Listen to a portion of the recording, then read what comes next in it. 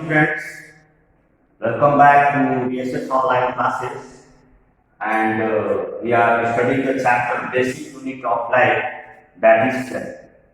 In my last lecture, I explained you about transport across plasma membrane.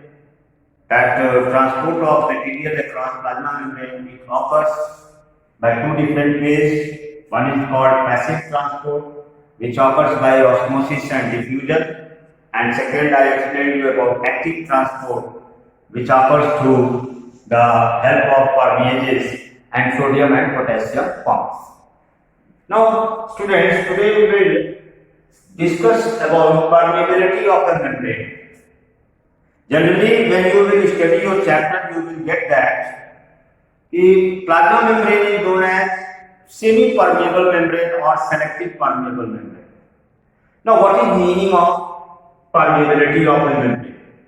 So, depending permeability means giving permission, allowing anything. If anyone allows, suppose you are getting to a school, on the school gate you will get guard student. And if you are in school dress or if you are having an eye card, then only they will allow you to enter. In the same way, plasma membrane also acts as a guard of cell. It is popularly known as guard of the cell.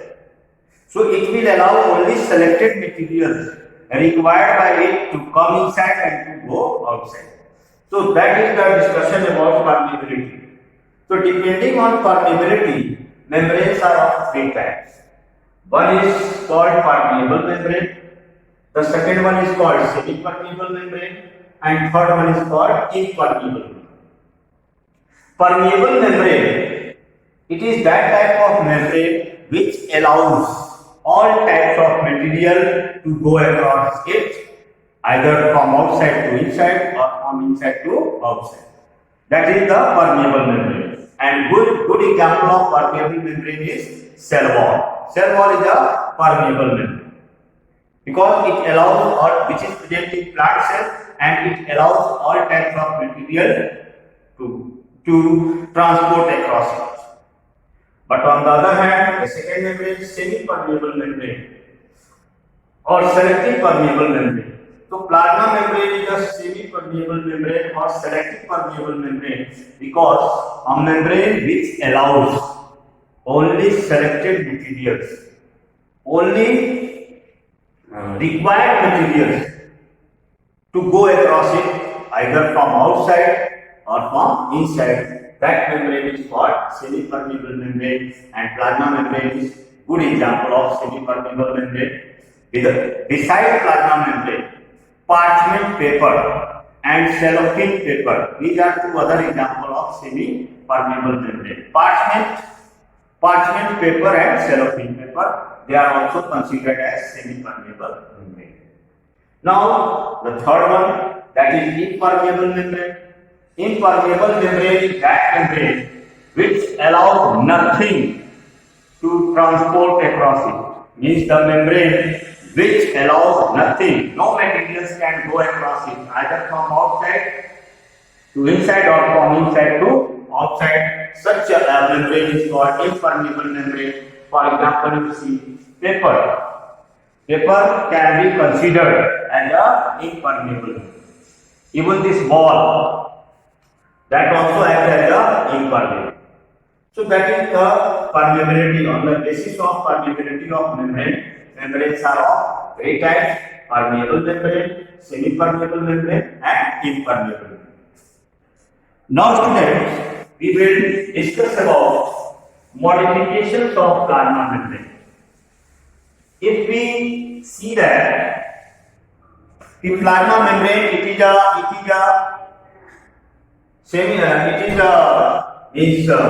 its structure has been explained by a fluid mosaic model given by Singer and Nicholson. So, further studies of plasma membrane reveals that plasma membrane undergoes certain modifications. So, today we will also discuss about modifications of plasma membrane. And in plasma membrane, two types of modification have been reported. And these two types of modifications of plasma membrane, they include first one, that is evagination. Evagination of plasma membrane means plasma membrane undergoes evagination and it also undergoes evagination. These are the two modifications of plasma membrane. Evagination means plasma membrane has the property of regeneration. Property of regeneration means if plasma membrane breaks, then it has the ability to rejoin. So, evagination, suppose this is the cell and this one is plasma membrane. This one is plasma membrane. So, if it extends outside like this and breaks, then it is called evagination. And evagination means plasma membrane extends itself outside, then it is called evagination. And if plasma membrane, on the other hand, it forms insertion inside. If it is modifying itself inside and then breaking, then it is called evagination. And a good example of evagination and invagination you can see in case of amoeba. You have studied about holotype nutrition in amoeba in class 10. That amoeba, it moves in water because it is an aquatic animal and it forms pseudopodia. Because amoeba body is irregular, continuously it is forming pseudopodia. It means that how pseudopodia is formed? Pseudopodia is extension of plasma membrane. Means plasma membrane evaginates to form pseudopodia. Now, when any food particles comes in contact of plasma membrane of amoeba, it forms evagination and take off the food particle. These are the two important modifications of plasma membrane. Now, in the same sequence or in the same reference, certain terms are there, and these terms are, that is, exocytosis and endocytosis. Exocytosis and endocytosis. Exo means outside and endo means inside. Evagination leads to exocytosis.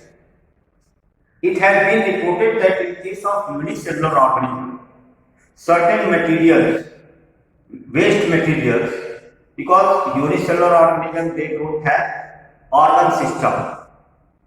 So, in their case, they remove their waste material by modifying their plasma membrane, and when they expel out, when they remove waste material from their body, they remove it by the process called exocytosis. And exocytosis is also known as cell vomiting.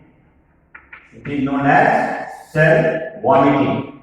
As in case of amoeba, if you take the example of amoeba, if it has excretory products or waste material in its body, then it removes by evaginating its plasma membrane outside, and that is called exocytosis or cell vomiting.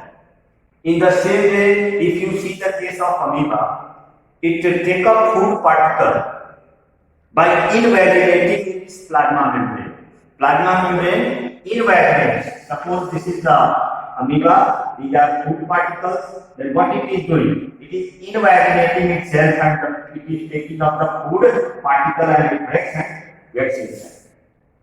So that is called endocytosis. Invagination leads to endocytosis.